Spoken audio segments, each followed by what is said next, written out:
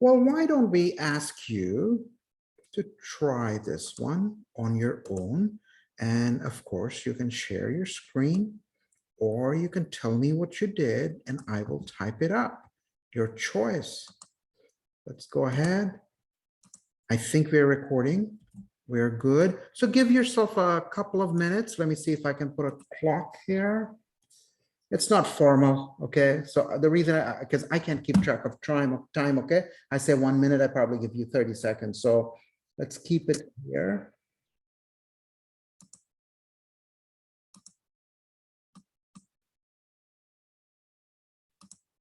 It is, I would say 10, 15, 13 here.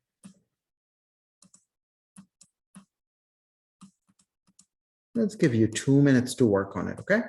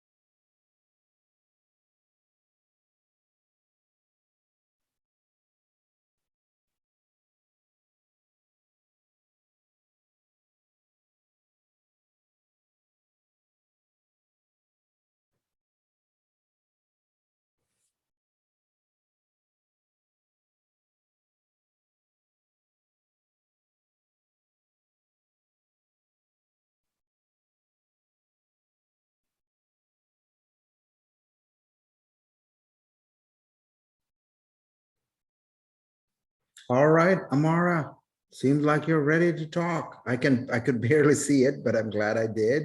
So let's see. It seems like Amara wants to share, if I'm not mistaken.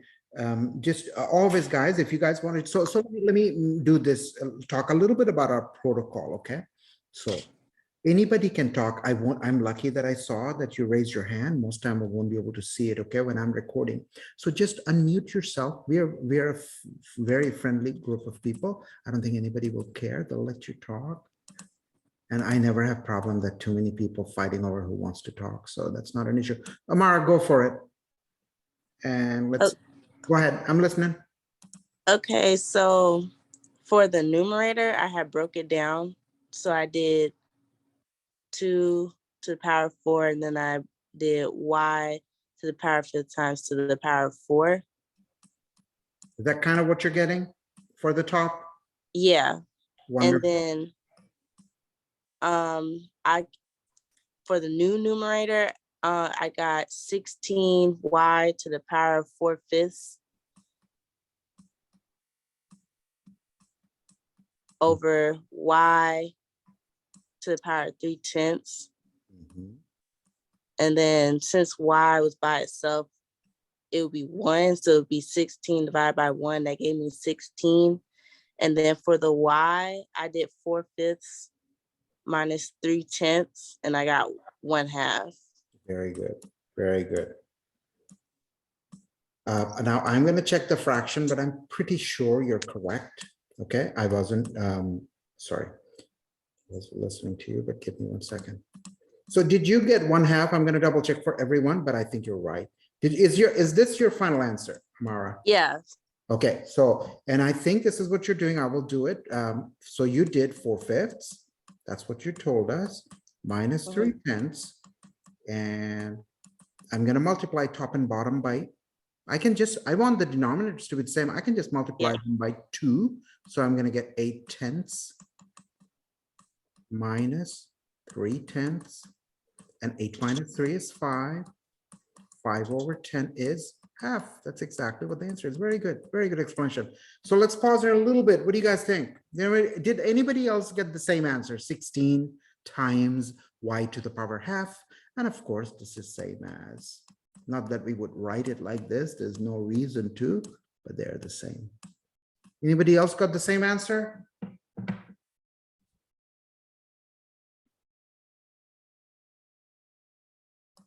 Good. Amara, thank you for sharing. All right, you can always unmute yourself and say, yeah, I got the same answer. No, I didn't. Good. All right, moving on.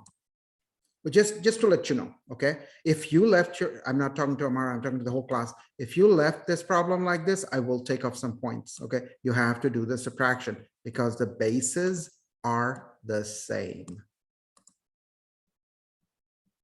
Moving on. Okay, so I have a question. You keep saying if we leave a problem like that. All right, so for the tests, are we going to be able to write down the problem, or is it going to be mostly multiple choice? Good question. Actually, you will be able to enter something like this in my online. I will give you the option. You have to click And on you'll be grading it, right? It won't be. I will be physically grading it. Yes, I will throw in when this is a good question. It'll come up. Okay, two things. I will kind of show you a little bit where to click and all that before the exam. Don't worry. I will also have some multiple choice questions. When the expressions are too hard, I kind of do understand it's a limitation of online exams. So I will give you that option, but you should, the exam I'll make you, you should be able to enter this without a lot of problem, or even something like this without a lot of problem. There will be a menu. I'll train you. Okay. Okay. I was just wondering. So will it be done on BlazeView or MyMathLab? Good question. The exams will be done on BlazeView. Okay, cool. I will show you, it will say the exam is on this day and you're going to come during the class time, guys. I'll keep it open for 1 day.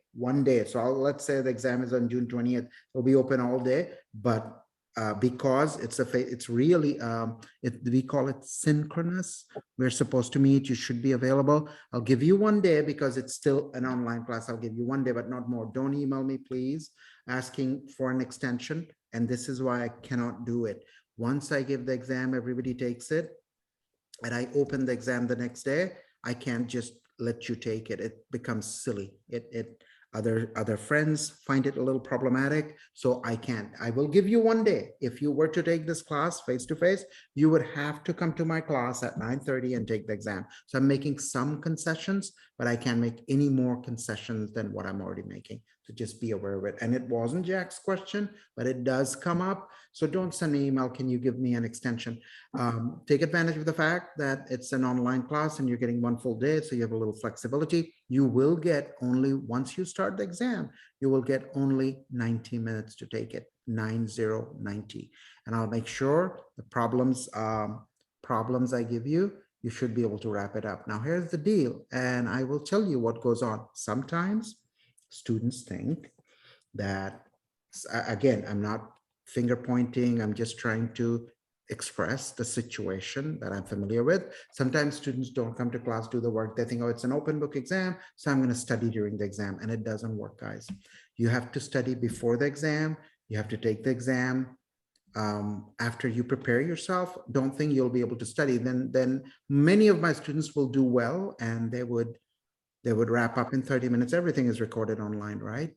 And then some of the students say, I didn't get time. Well, you probably have to spend some time outside the class. So I'm saying a few of these things because they do come up. Other than that, any other questions anybody wants to ask, just ask. Okay, so you said it'll be 90 minutes. How many questions do you usually put on? Maybe 20, 22, 25. It depends on how easy the question is. You gave us 90 minutes for 25 questions? Yeah, is that too little or too much? Well, no, it's just like my past professors at my old school usually only gave us like 30 minutes for 20 questions. Yeah, I will give you a little bit of time. Now, here's the deal. Some of the problems will be a little more challenging. They're easy now. Yeah, I'll give you. Sometime, let me see. Yeah, I agree with you. I can add a few more if you want me to. No, you're good. All right. Anything else, guys? I may, because actually this is a 50-minute class. But what I was telling you, No. you don't want You're more perfectly questions? fine. You're perfectly fine. Okay, all right, moving on, moving on. Let's see.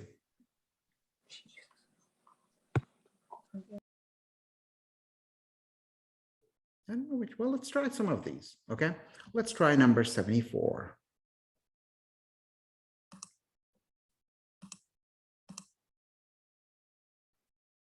So I don't think students ever complain about time in my class. They generally don't.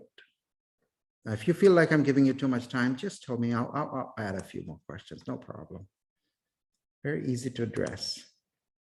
Okay, guys, let's try this. Okay, I'll do this one. This is 74. Again, we're being recorded. It's P3. Okay, so of course, they're giving us radical signs. I don't like radical signs because they're hard to kind of see. I'm going to do it like this. I'm going to put a little 1/4 power.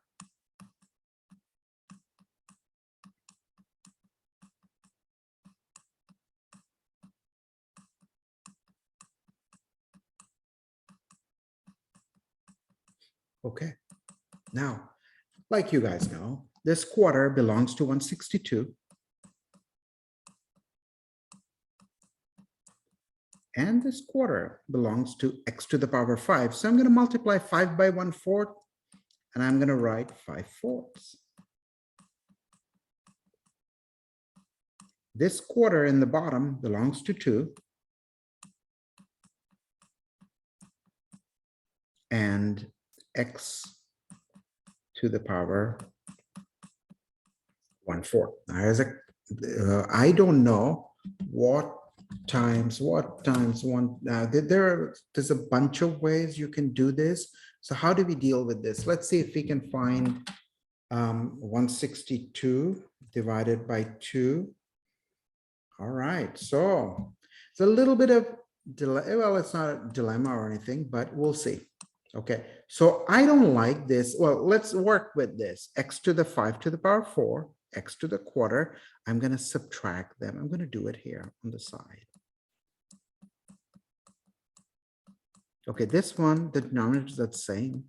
So it's going to be 4 over 4 or 1. I'm going to write x. X to the power 1 is x. So I've taken care of this guy, and this guy. Well, that's easy. How do we take care of this? Okay, now it's something we kind of think you guys know, but I'm going to mention it again. I'm going to do it here. Okay, do it in red. Okay, 162 can be written as 2 times 81. And don't forget the little quarter power. And this quarter power belongs to 2, and it also belongs to 81. Okay, hence I can write 2 to the power 1/4. Oh, I don't like x is too close. And I'm going to write 81 to the power quarter. And I like that. Why do I like it? Well, I like it because I have a 2 1/4. I can cancel. Where did you get the 81 from? If I'm not mistaken, 81 times 2 is 162. Okay? 2 times 81 is 162. Instead of 162, I can write 2 times 81, and the power is a quarter, so it belongs to both. Does that answer your question? Yes. Good, good. So I need a little bit of room, but I can, of course, rewrite it somewhere else if we need it. I'm going to say, okay, this guy goes with this guy. Now, what's 81 to the power a quarter? If you have a calculator, do it, fine. But the way I'm going to ask this question is what number multiplied by itself 4 times gives me 81. And the answer has to be 3. 3 times 3 is 9. 9 times 9 is 81. So the fourth root of 81 is 3. Hence the answer is 3x. Done. A couple of minutes to kind of, I'll wait for a couple of minutes. Okay, I'll let it sink in. That's what I was trying to say.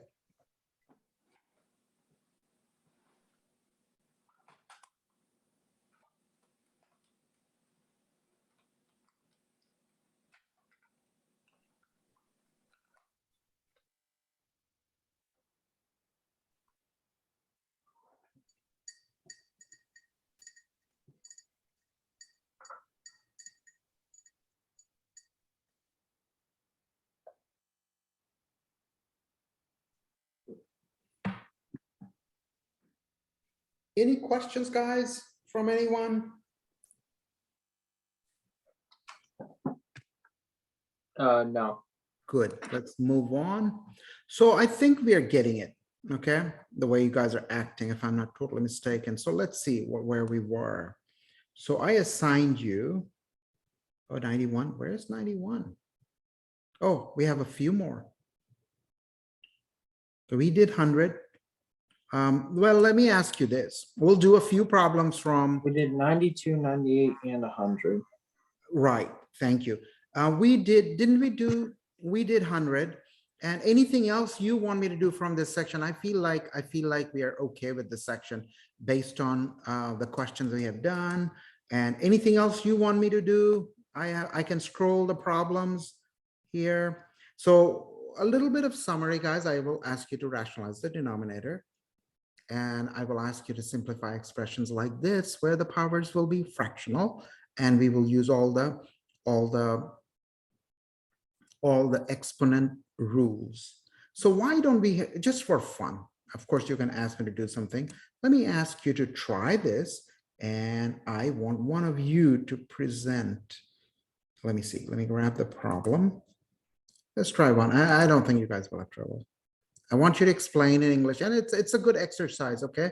I'm typing for you now. If you want to do it on your computer screen, I'll let you share your screen. That's never a problem. But if you want to just tell me what you did and walk me through, I'll give you a good 2 minutes to work on it.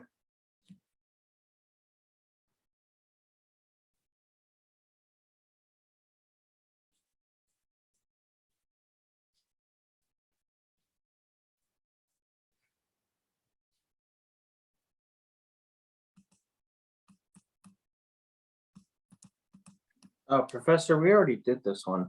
Exact same one? Oh, great. Yes. Okay, let's try this one then.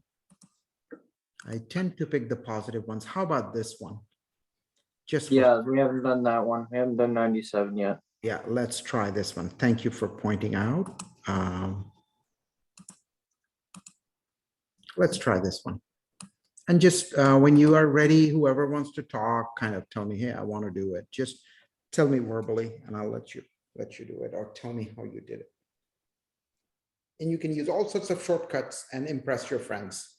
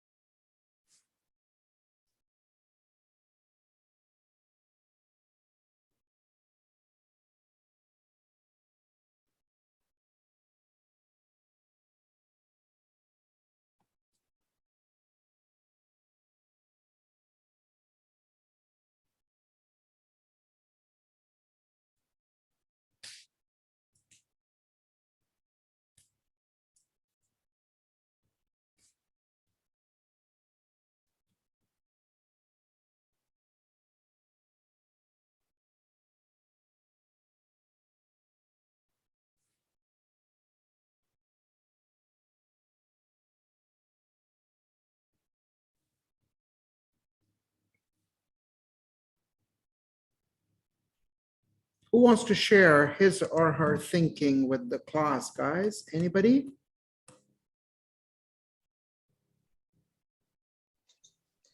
I can. Go for it. I'm listening. So Tell me your name if you don't mind. Amara. Wonderful. Amara, go for it.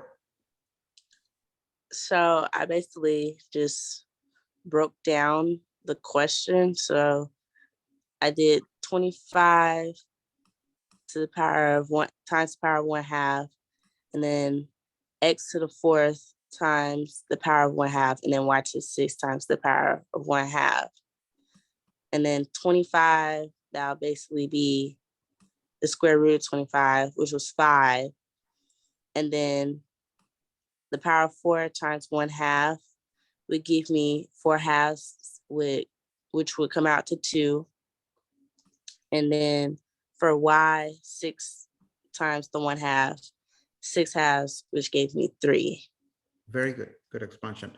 That's correct. And she multiplied the power of 4 by half to get this 2. She multiplied the power of 6 by half to get 3. Good. Very good. Thank you for sharing. Would that be acceptable, guys? The rest of you?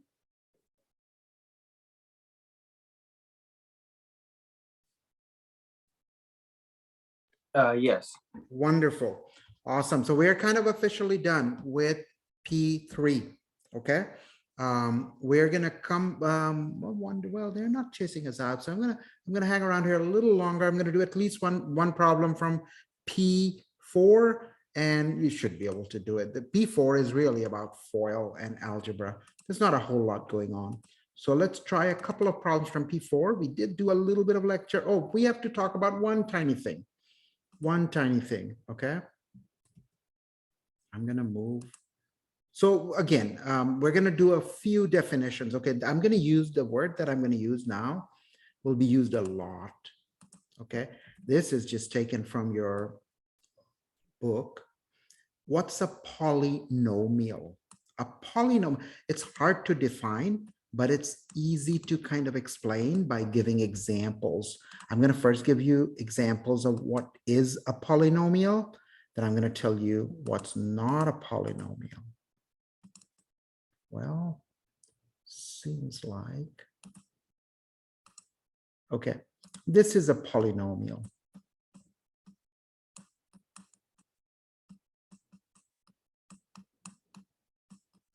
Polynomial. I'm going to write the word here.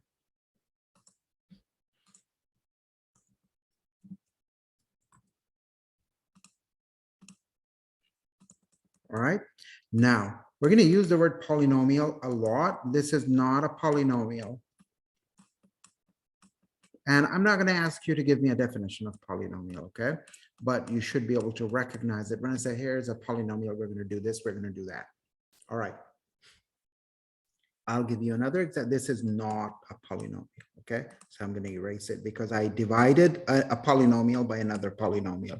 Okay, this is called the constant term, constant. I'm going to list some of the terms here, okay? Some people say constant, some people say constant term, really doesn't matter. Your book will say whatever your book says, okay? And I'm going to give you one more example. 4x, this a bunch of words actually. This is also a polynomial. This is also a polynomial. The constant term is 1.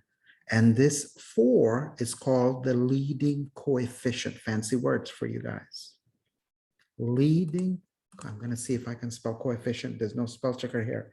Leading coefficient. I think I got it right.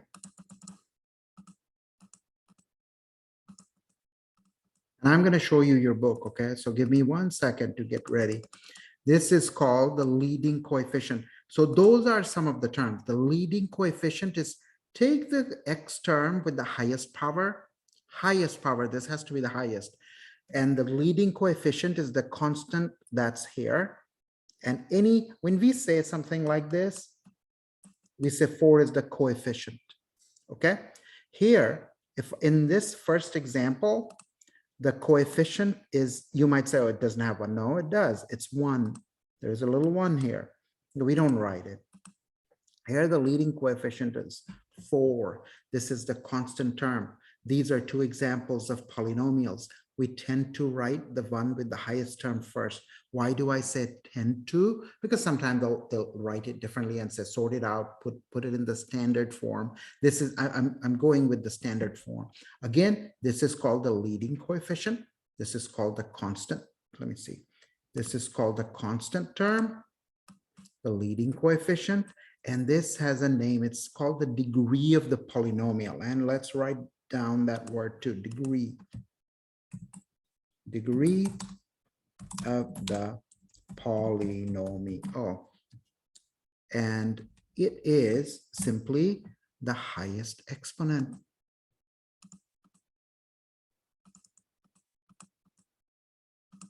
Polynomial. And I'm going to do this. So a few words that I'm going to use.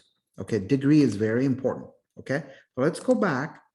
And so basically the standard form is like this, highest power first, all those things. Let me go make a new slide, okay, where I can write. Okay, so this is just a snapshot of a page of your book. The degree is this. Here the degree is 3. This is the leading coefficient. This is the constant, and make sure you put the sign there. And the standard form is descending. It's called descending power. You start with the highest number and it goes down and all those things. So the bunch of fancy terms that you kind of should recognize and use properly, but I won't ask you to formally define them. Okay.